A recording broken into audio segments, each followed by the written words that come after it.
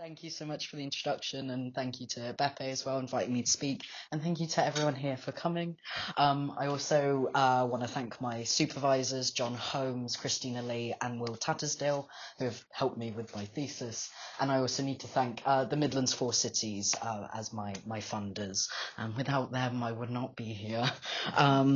So this talk is a part of the second chapter of my PhD thesis, and so I would be very grateful for any feedback, suggestions, questions at the end. That would be really helpful.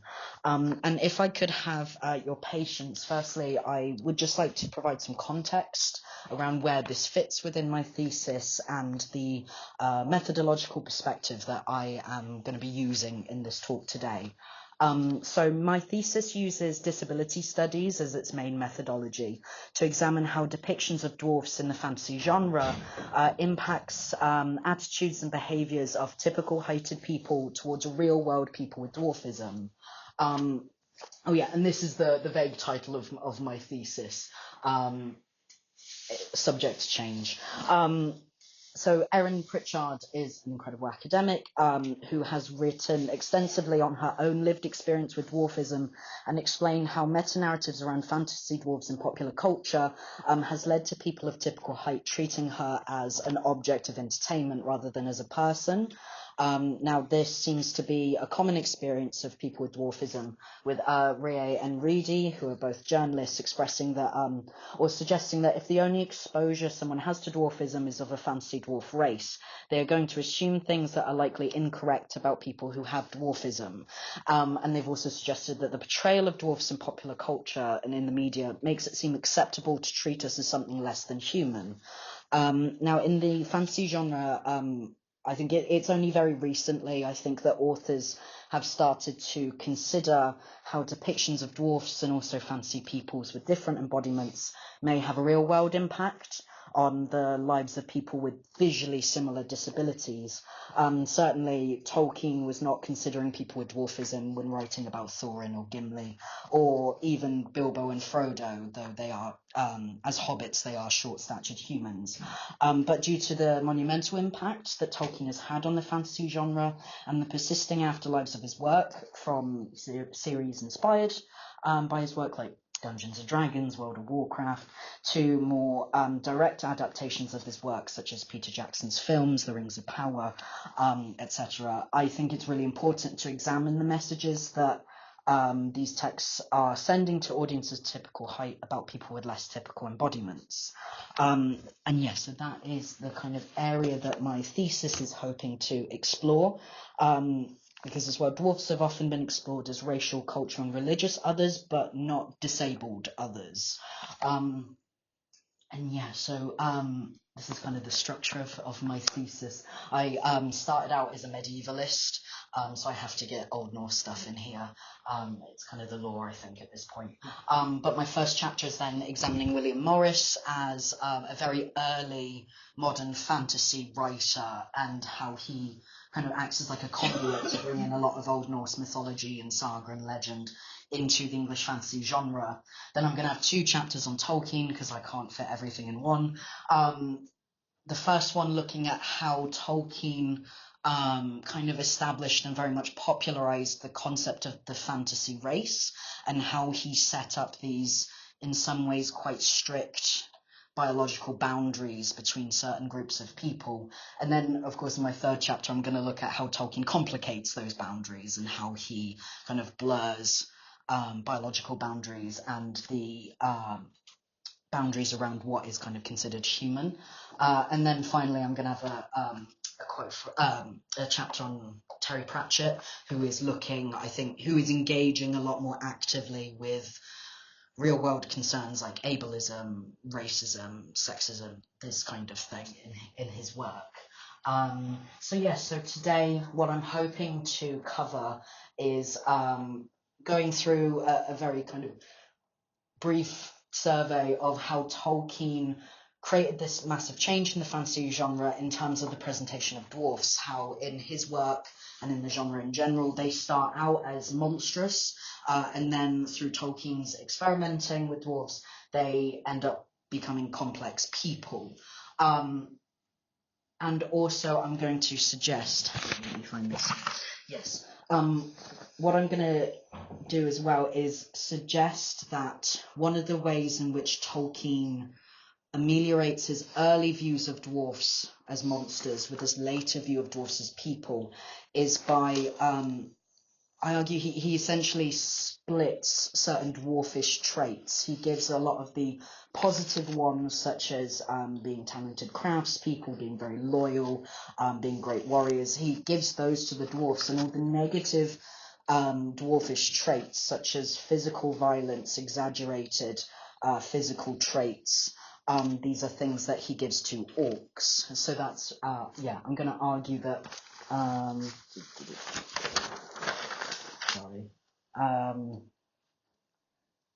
yes, that what Tolkien does to try and create a sense of consistency with the dwarves is that he specializes them and he makes them something very specific that is very separate from other races. So yes, let me try and do that. Okay. So as other critics have noted, such as Christopher Tolkien, John D. Rateliff, Gerard Hines, Tolkien's dwarfs begin life in his legendarium as overwhelmingly evil people. There are lots of examples of this, but for some attempt at brevity, I'm going to focus on the Naglfring narrative, or the Necklace of the Dwarfs narrative. Just in case there are people here who aren't familiar with it, this narrative was written originally perhaps around, Donald Breen suggests about 1920, and was part of the larger Turin saga. Unfortunately, the Naglfring narrative, while it does, Tolkien did come back to it in terms of, like, he wrote some outlines and some sketches of this narrative. He never fully reworked it into, he never managed to fully rework it in his post-Lord of the Rings writing. So what we have is the material as it stands in his earlier legendarium. So just a brief summary. So in this tale, Urin, who later becomes Hurin, goes to Nargothrond and finds an old misshapen dwarf called Mim, who has taken ownership of the treasure hoard previously occupied by the Glowrund, an early version of Glaurung. Urin murders Mim, but not before he's able to cast many a dark spell over the gold. Urin brings the gold to Tinwillant, who is a predecessor of Thingol, as a bitter, kind of sarcastic, like, thank you for looking after his family. The dragon spell and Mim's curse bewitches Tinwillant, and the gnome Euphedan, who convinces Tinwillant to hire the dwarves into turning the gold into various treasures, including the necklace that becomes the Naglfring, and that has a Silmaril placed in it. Enmity rises between the elves and the dwarves over this gold, and the dwarves end up allying with the orcs to invade Tinwillant's kingdom, killing him and stealing the gold. However, because of the curse on the gold, there's various infighting among the dwarfs, and then at the end, the hero Beren is able to come and defeat the dwarf king, Naugladr. So the Naglfring narrative encapsulates the position of dwarfs in Tolkien's imagination at that stage of the legendarium as monsters. Now, admittedly, this tale is told from an elvish point of view, and so the descriptions and actions of the dwarves are mediated through this biased lens, but that in itself, I think, is a significant thing that Tolkien, from the pretty well, largely throughout in the Silmarillion material, he privileges elvish point of view, and I could be wrong. I would love to hear if anyone else knows any other examples. I think the only time we get an unfiltered point of view, a dwarf point of view, is with Gimli through the Paths of the Dead and Return of the King. I don't think there's any other unmediated moments where we're with the dwarves. So in the Naglfring tale, the dwarves are depicted as embodied others who earn scorn and disgust from the elvish storytellers. They're depicted as monstrous in physicality and behaviour in ways that are highly reminiscent of Old Norse literature and also 19th century fantasy, such as we see in William Morris's work. For example, due to his lust for the gold and his desire for revenge, The gnome Euphedan convinces the dwarves to ask in payment for their services unacceptable things that Tynwylyn might not grant unhumbled. And so the dwarves ask him for lots of things: seven jewels of Valinor, 7 robes of magic, gold cup, a sack of gold, 3 sacks of silver each, and each a fair maiden of the woodland elves to fare away with us to our homes. We are privy to Tynwylyn's thoughts through the narrator, who says that so Tynwylyn doesn't want to break up the hoard by giving the gold and the silver, but it says that he especially is upset about giving up an elvish maiden to each dwarf, and he says never could he deliver maidens of the elves unto ill-shapen dwarfs without undying shame. Tynwylyn does not seem reluctant to give the elvish maidens away because of things like consent or anything like that. It's more to do with the difference in perceived social status between the elves and the dwarfs that is anchored in the dwarf's physicality. Tolkien specifies that agreement would humble him and cause him shame, specifically because they are ill-shapen. The unsuitability of the dwarfs as romantic or sexual partners is placed in their bodies. Yes, and so this early depiction of dwarves as unsuitable suitors to women of typical, or in the case of elvish, above typical height, is a tradition that Tolkien inherited from both medieval sources and from 19th century medievalism. For example, do I have that here? Yes, lovely. So the 12th century poetic Edda, there's a tale called Alvismal, in which a dwarf Alvis comes to marry Thor's daughter. Now, Alvis does commit a faux pas by not asking Thor's permission first, but it's interesting that Thor's first objection to the marriage is that his first objection is to do with the way that Alvis looks, or that's the first insult that comes to mind, is to insult the dwarf's appearance, say that he is the image of an ogre, and that because of his ugliness, he's not born for a bride. So both Thor and Tynwylyn's objection is rooted in their physical appearance. Tolkien, at this point in the Legendarium, is also working within a tradition where dwarves are keen to swap their craftsmanship for sexual favors from women as well, which is a little uncomfortable. And we see this in 19th century medievalism with Thalta, which is relevant because Tolkien was inspired by the story of the Brisingamen when he was writing the Naglfari, which is the story in which about how the goddess Freya got her necklace. This is referenced in the Poetic and Prose Edda and Beowulf, but also the 14th century Sturlufalda, which was translated by William Morris and Eirika Magnusson. And in this story, Freya wants to buy the necklace from the dwarves Dvalin, Alfric, Berlingr, and Greer. However, the only price they'll accept is if she has sex with each one of them. Wherefore, whether she liked it better or worse, on such wise did she strike the bargain, and this act is depicted as a very, very shameful one that Freya tries to hide from everyone. We also see a similar kind of inappropriate and uncomfortable attitude by a dwarf towards women in William Morris's The House of the Wolfings, which is a romance that Tolkien was greatly influenced by and very interested in. And yes, so in this text there is a female goddess, a Dis, who approaches a dwarf to create a hawbook for her lover that will protect him in battle. The dwarf, however, agrees only if she were to have sex with him, and his lust towards her is described very viscerally and in a very off-putting way, saying, his greedy eyes devoured her, and then it says that she has to humble herself before him, she's only pretending that she'll sleep with him to trick him by putting a sleep thorn in his ear that sends him to sleep. But yeah, this idea again of her being humbled, that this idea of a dwarf having a sexual relationship with a person of typical height being seen as unsuitable. Yes. So furthermore, I think in the Nauglyphring in Tolkien's early legendarium, there is anxiety around dwarvish bodies, metaphorically and literally entering elvish society through the implication of sexual assault against Tynwalint's queen, who is named Gwendolen here, but later becomes Melian. So after Tynwalint's kingdom is sacked, the dwarf king Nauglyder says that whatso remains of goods or folk may the orcs keep or slay as they desire, yet the lady Gwendolen, queen of Artenor, shall fare with me. Now, of course, Gwendolen shames him, calling him a child of Melkor, and managed to escape using magic.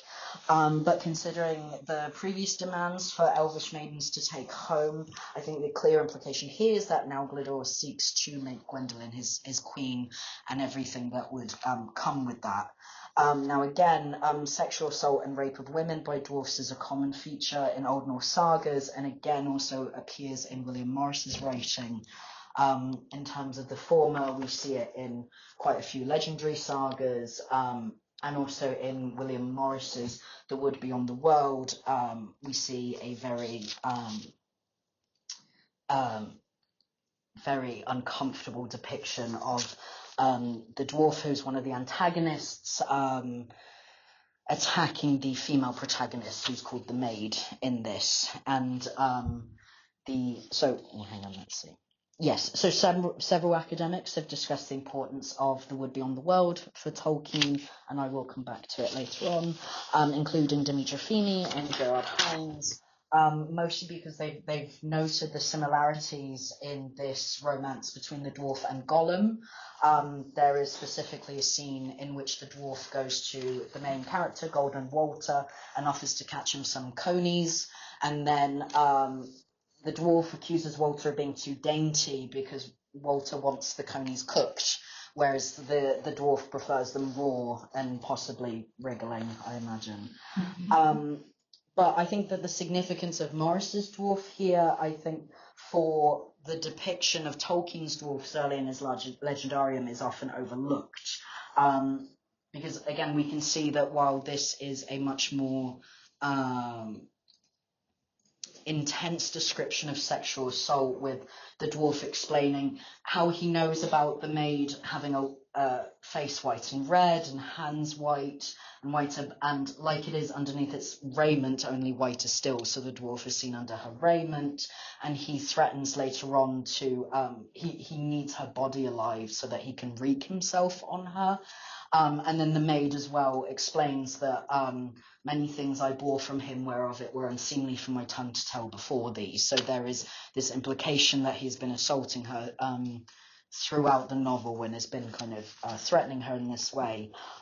So while this is more explicit than we get in the Nauglyphring, I think that this is an idea that Tolkien is considering in his early legendarium of the role of dwarfs as these kind of antagonistic and frighteningly sexually aggressive characters. And just quickly, to be a little less depressing, in contrast, this contrasts significantly to Gimli, for example. By the time we see Gimli in Lord of the Rings, he is, of course, Gimli does not engage in any sexual relationships with Galadriel, but he is depicted as engaging in a kind of courtly love relationship with her. He admires her from afar. He's gifted a token of her hair, and he defends her name and her honor against Éomer when he calls her a witch.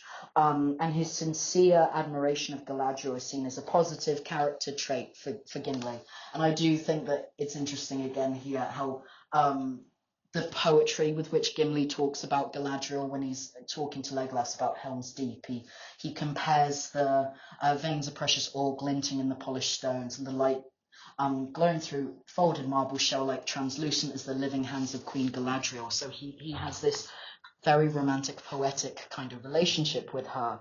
And I think it's very significant that relationship is their like moment of connection in Lothlorien helps to break down a lot of cultural dissonance between their two peoples, and also it kind of at the same time spurs the relationship between Legolas and Gimli to become stronger. so that romantic but platonic relationship Gimli and Galadriel have is a healing tie. So this just shows how greatly the dwarfs change over time. So Tolkien also further uses the description of the dwarfs' physicality in the Naugr to indicate their low status and lower worth in comparison to the elves. So, for example, as Naugr returns home with the spoils of his war, Tolkien writes that he bestrode Tynwild's horse, and a strange figure did he seem, for the legs of the dwarves are short and crooked. By placing Naugr on Tynwild's horse, Tolkien is drawing attention to their difference in physicality, which, through comparison, makes Naugr look inferior. And just as an interesting comparison, I'm not actually sure if Tolkien knew this particular story. That's something I need to investigate. But I think that the comparison can really highlight what Tolkien is doing in this narrative. So there's a short story, an Old Norse short story called Sneglu Halathauta, in which there is a dwarf called Tuta who is at the court of King Harold Harthrathi, and what they do is they dress him in the king's byrnie, and it falls to the floor, which is kind of reminiscent, I think, of that moment in Peter Jackson's films when Gimli puts on the chainmail and it falls to the floor, and that's played up for laughs. So it's interesting that there, even in modern times and medieval, there is essentially the similar joke being played out that the dwarf is too small to wear the king's armor. And in this story, after Harold addresses Tuta in his armor, it says that he looked very strange and people laughed at him. Yes. So, sorry. Yeah, so I think that we've got a very similar thing happening here where the dwarfs' bodies become a focal point for the humor and the kind of the strangeness of the whole situation, which again, hang on. Sorry, I don't know what, but yeah, let's stick with it. And again, just another comparison of how greatly Tolkien's views of dwarfs and his thoughts around them change. There's the scene in The Two Towers where, I know it's a long quote, but I think it's quite a useful one. It says, Gimli needed no coat of rings, even if one had been found to match his stature, for there was no hauberk in the hordes of Edoras, of better make than his corslet. Yeah. He chose a cap of iron and leather that fitted well upon his round head, and a small shield he also took. It bore the running horse white upon green that was the emblem of the house of Yor. May it keep you well, said Theoden. It was made for me in Thengel's day while still I was a boy. Gimli bowed. I am proud, Lord of the Mark, to bear your device. I think this is a really interesting scene because it could have been played for laughs. I'm kind of assuming that this is the scene that Peter Jackson adapted with the ringmail, which he made as a comedic moment, because of course it could have been a bit uncomfortable. We've got Gimli here wearing the iron and leather cap that Theoden wore as a child, so there could have been like a moment of infantilization here, but actually I think the way that both Gimli and Theoden deal with this is both very dignified on both sides. Gimli is seen as welcome in bearing the emblem of the House of Yor. He is not made to feel like an outsider in any way. In fact, he is a part of the defense at Helm's Deep, and Gimli is very proud to be a part of that. I think there's quite a nice parallel with Pippin in Minas Tirith. Yes. Because he was wearing the kid's armor of Faramir when he was a kid. Yeah, definitely. And I think Theoden's relationship with both Gimli and Merry is a really interesting kind of mirror of Denethor and Pippin, how Denethor and Pippin is a less comfortable relationship that I think often kind of falls into almost the court dwarf kind of stereotype in some ways, whereas I think Theoden for the most part is more respectful. But yeah, it's a very good point.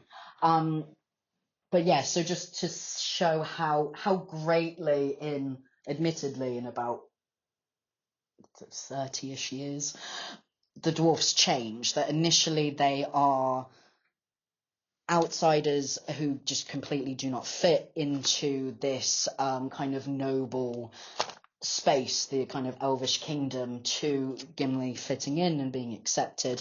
And that was also what I wanted to say. It's really interesting, I think, that Tolkien mentions that there is a difficulty, almost an accessibility here, that Gimli is of different stature, and that is something that, especially when horses come up, it's something that regularly is mentioned, that, you know, he shares the horse with Legolas and things like that. But it's not played for laughs or to show him as to suggest that he shouldn't be there. Yes. So what I want to say as well is that the depiction of Naugladur, I think that Tolkien does this to very much show he depicts them as physically lacking to highlight the ways that they are also lacking in terms of morality and ability. Naugladur specifically, he cuts the head off Tynwilin, but only after he was dead, because they hire the orcs, and the orcs do a lot of the kind of heavy lifting. But Naugladur, he did not dare to go so near to the Tynwilin's bright sword. Like, he is a coward who does not fit either on Tynwilin's horse, or also does not fit with Tynwilin's queen either. Just looking at time. Yes. So at the beginning of Tolkien's Legendarium, his dwarfs are very typical of the dwarfs you see in Old Norse sagas and 19th century medievalism. They are depicted as outsiders, and their comparative moral and social inferiority is written on their bodies.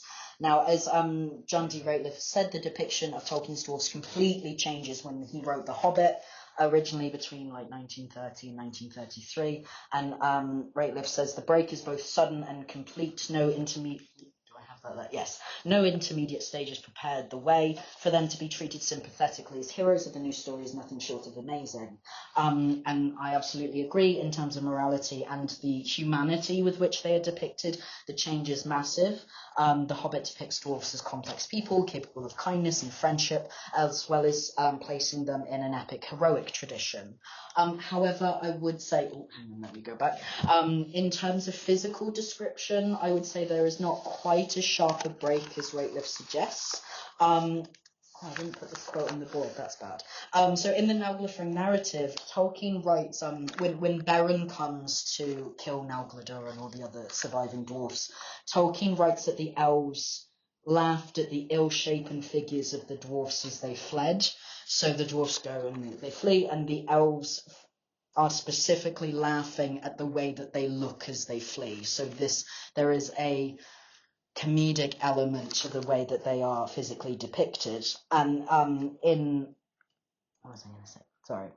Yes, so while the tone shifts somewhat, the use of dwarfs' bodies as a source of humour is a trend that Tolkien continues in The Hobbit. As Christopher Vaccaro notes, short bodies are a source of low comedy in The Hobbit, and Tolkien uses the dwarfs as a kind of slapstick comedy. For example, when they first meet Bilbo, you see them, it says they all fell in one on top of the other, and as well when they are coming to Beorn's house, the way that they all appear is it's almost like they're coming out of a clown car, this kind of 2x2 appearing at his house, and Beorn goes so far as to ask if they're part of a travelling circus. That humour is not as physically expressive, but it's still uncomfortable considering the real-world history of people with short stature being dehumanised and used as entertainment in freak shows. However, as Vaccaro notes, the mode of the Hobbit shifts as they travel over their journey. It shifts, and the dwarfs are depicted more and more as epic heroes. There we go. And we've got this one example where Thorin he's depicted with a dignity and an inner fire that I would say is quite reminiscent of Aragorn. I think, he announces himself, Thorin, son of Thrain, son of Thror, king under the mountain, said the dwarf in a loud voice, and he looked it. In spite of his town clothes and draggled hood, the gold gleamed on his neck and waist, his eyes were dark and deep. And I think this is a really important part in the evolution of Tolkien's dwarfs, how they become this regal element. So we can see Tolkien starting to break away from the literary traditions he had inherited in terms of depictions and narrative uses of dwarfs indeed, in a letter, sorry, I could have made that bigger. In a letter in 1938 to the Observer, he said that elf, gnome, goblin, dwarf are only approximate translations of the old elvish names for beings of not quite the same kinds and functions. These dwarfs are not quite the dwarfs of better known lore. So I argue in my thesis that at the very beginning they are very typical of medieval literature, and Tolkien starts to draw back from that and to try and distance his dwarfs from that. And this separation is really, really evident in The Lord of the Rings. So, for example, when we meet Gloin, it just says, next to Frodo on his right sat a dwarf of important appearance, richly dressed. His beard, very long and forked, was white, nearly as white as the snow-white cloth of his garments. He wore a silver belt, and round his neck hung a chain of silver and diamonds. And this is a complete departure to the way dwarfs are described previously in Tolkien's work, because their bodies are no longer at the forefront. This description is more about Gloin's dress. It's more about his social status. It's more about the material culture of the dwarfs, and the kind of creations they are. Also, his beard being white. Also, it's giving us information about his age, this kind of thing. His body is not at all the purpose of the description. The purpose of the description is to provide these other informations about his culture and who he is as a person. And similarly, I think it's really interesting. I did like a Control F to try and look at like every description of Gimli. I may have missed some, but I just think it's really interesting that Tolkien doesn't really describe Gimli very much. When we first meet him, it just says there was a younger dwarf at Gloin's side, his son Gimli. And yeah, and I think that's really interesting because earlier on in the Legendarium, we have these occasional descriptions of them as short and squat and stunted, but there's nothing here. It's just we are assumed to know what a dwarf looks like, and we leave it at that. Now, this is possibly because, obviously, in Lord of the Rings, this is from Frodo's perspective at this point, and for a hobbit, a dwarf, I mean, they are depicted as looking slightly different, but a hobbit might not be as obsessed with how a dwarf's physicality is, but still the change in focus for us, this change in focus away from their body, I think is very significant and impacts our relationship and the way we view the dwarfs. Yes, and as well, when we do get descriptions of Gimli's body, these are either value neutral or positive ones. So we often get depictions of like his stout legs, which is reflective of his stout courage. It's just that kind of idea, which in general are seen as quite positive. And I think as well that culminates in that, I think, quite moving and important scene with Legolas when he says, dwarves are strange folk, but you comfort me, Gimli, and I'm glad to have you stand. Oh, that should be standing nigh, sorry about that.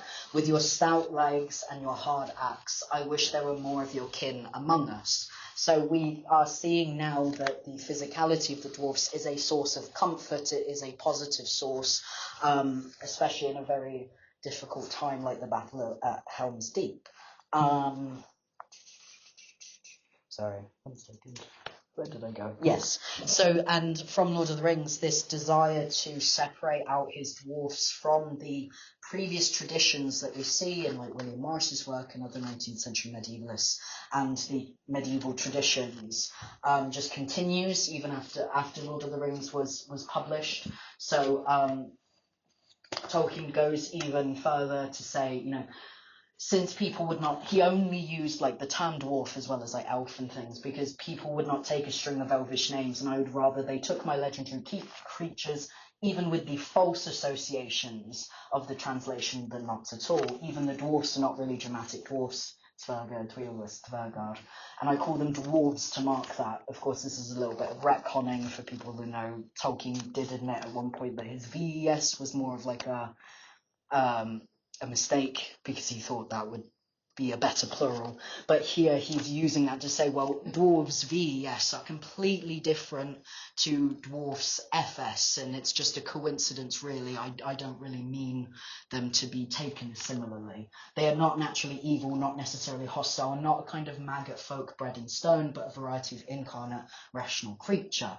What I have hopefully shown is that obviously this is Tolkien changing his the history of his writing, because they did very much begin as naturally evil, hostile. He didn't quite go as far originally as maggot folk. This comes from the Old Norse mythology creation. But he is now repudiating exactly what his dwarves were. And for the last 10 to 15 minutes, I want to suggest that with the growing positive associations and depictions of dwarves, that this caused Tolkien a lot of difficulty. Because I think that he had a lot of material of dwarves as evil, as antagonists in his legendarium, and he had to work out, now that The Hobbit was published, now that The Lord of the Rings was published, how could he fit that material in with that public-facing depiction of dwarves as more positive. And I argue that Tolkien, while he's saying that they are not naturally evil, not necessarily hostile, and all of this, what I think that he did is that he took these specific dwarvish aspects, these parts of the dwarvish tradition, and he kept them, but he gave them to orcs instead. So what I'm hoping to argue in this chapter is that we have these narratively, essentially very, very similar, or more or less the same creatures. We have orcs and dwarfs, and then we have this separation as Tolkien's writing career goes on. So while diegetically dwarves and orcs are separate races, narratively and in terms of the trajectory of the fantasy tradition, I think they're very closely related. Oh, I don't know why that is there. That's fine. So to point out how dwarves and orcs begin as very, very close.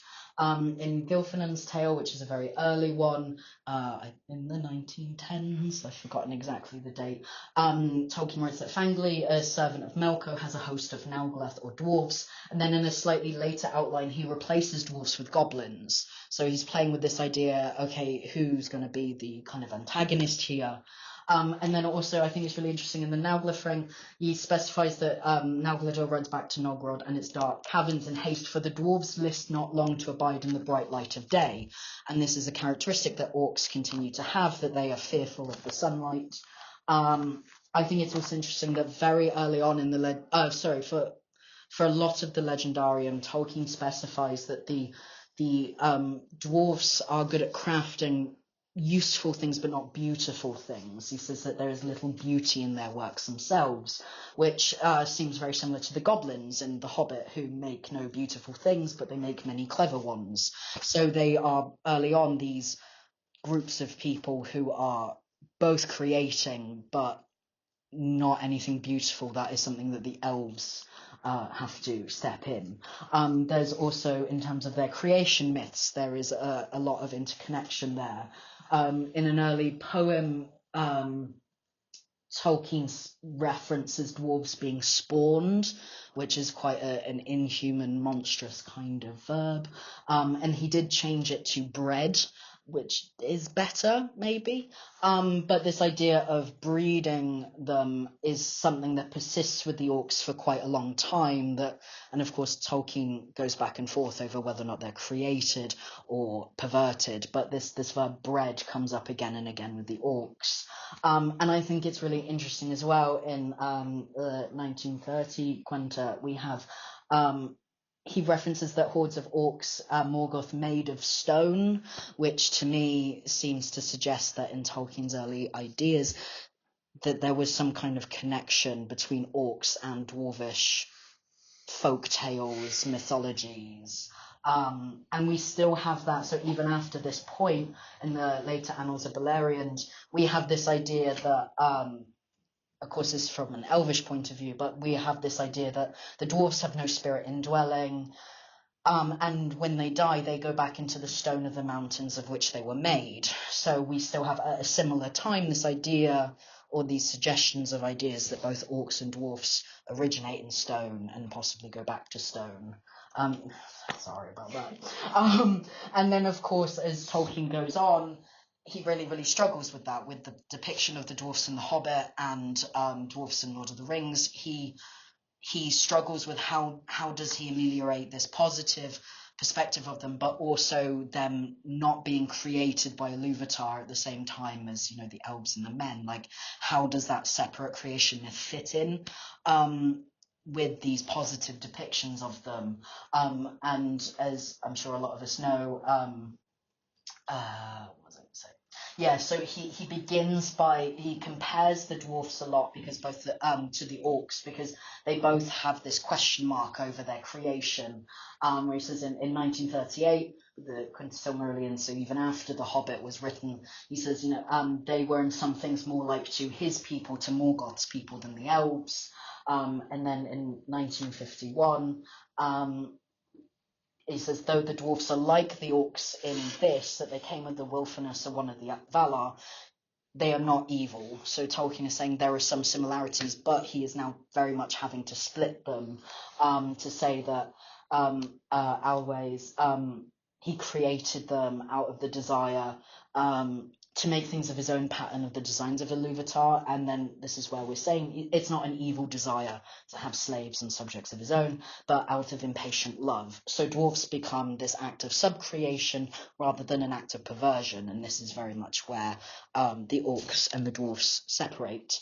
But also, I just want to emphasize the way that I think Tolkien, even though he decides to separate his dwarfs from these dwarvish traditions that came before him, they still very much live on in the way the orcs' bodies are described. So Grishnak, for example, is described as a short, crook-legged creature, and I don't know if I have it after this, but Nauglador is very specifically described as crook-legged. And I think that this is a very interesting, it's very much not value neutral, this idea of crook-legged. There is an implication of impairment there. There's an implication of something being kind of not quite right. I also think Grishnak is very, very broad, which I haven't quoted this, but Nauglador is also described as, while he's short, he's described as very, very broad. So again, there's a similar physicality there. But as well, just to show how the orcs are continuing on a dwarvish inheritance, I just want to point out some more things about their physicality. So Grishnak, for example, has long arms that hung almost to the ground. And then we have this very disturbing description of a long hairy arm took each of them by the neck and drew them close together. Dimly they were aware of Grishnak's great head and hideous face between them. And it's quite I think quite a frightening, horrific kind of example of synecdoche, of his arms kind of moving and his head being there kind of separate from the rest of his body, and it's quite disturbing. And orcs in general are described as having yellow fangs. They call each other apes. The narrator also calls them apes in Helm's Deep. And I mean, I could be drawing too much from this, but he also calls them, they call each other maggots, which again, the idea of dwarfs being maggots, and that's where they kind of come from in the Old Norse mythology. But yes, so these depictions of the orcs, as I was saying, are very strongly in a tradition of, in a dwarvish tradition. So for example, coming back to William Morris's The Wood Beyond the World, Gerard Hines argues that he argues that this dwarf is admittedly something of an outlier in Tolkien's literary predecessors, despite being called a dwarf, he has very few dwarvish traits, having little connection to craft, trade, or treasure. He is loathsome, but not in the same way as Tolkien's early dwarves.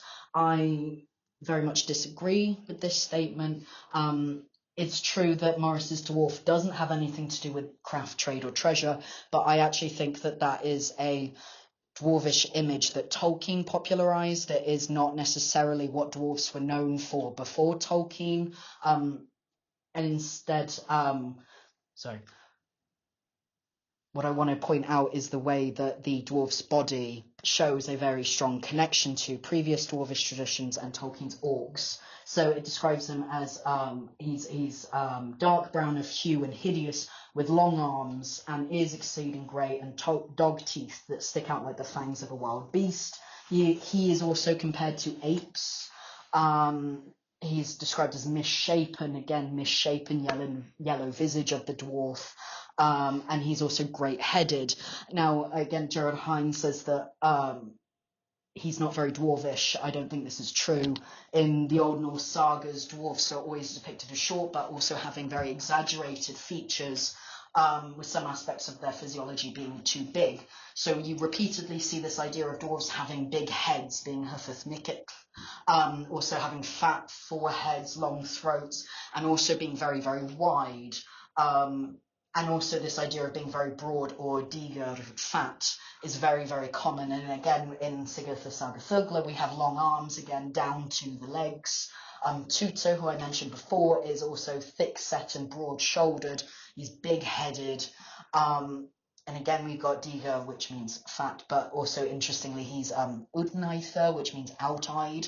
So you have this, there is a very long tradition of dwarves of having very exaggerated physical features, which I think fits in perfectly with William Morris's dwarf, also with Naudlida, and especially with Grishnak. So we've got this crook-legged here, but also being very, very broad, with those long arms again, having a big head, long hairy arms. William Morris's dwarf is hairy as well, who also has the fangs of a wild beast, while Grishnak has these yellow fangs. So my argument with this is, hopefully what I want to show is that even as Tolkien tried to separate out his dwarfs from a previous dwarvish tradition, he doesn't entirely abandon that dwarvish tradition. He continues it on, but with a different group of short-statured ground-dwelling creatures, the orcs. And just to give a conclusion, yes, so... Oh, no. Okay, there we go. So yes, so Tolkien developed his thoughts around dwarfs, changing them significantly from social others whose moral inferiority is written on their bodies to complex heroes whose bodies are less important than their deeds. But Tolkien's orcs take on those dwarvish traits that Tolkien kind of suggests that he is giving up, including things like unrestrained violence, animalism, and exaggerated bodily descriptions. And I'm running out of time, but one of the things that I want to explore in my thesis is the way in which the kinds of messages that this sends to readers about real world physical embodiment. Erin Pritchard has mentioned that people with proportional dwarfism, for example, are often treated a lot more positively than people with disproportionate dwarfism. And I think that it's very significant that immorality and antisocial behavior is attributed to a group of people, the orcs, whose exaggerated and disproportionate bodies is emphasized, that their bodies kind of reflect that inner immorality.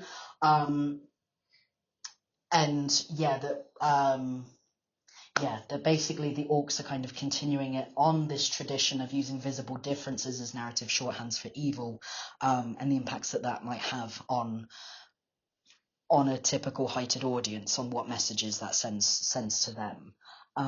So yeah, that's 47 minutes. I think that's the end.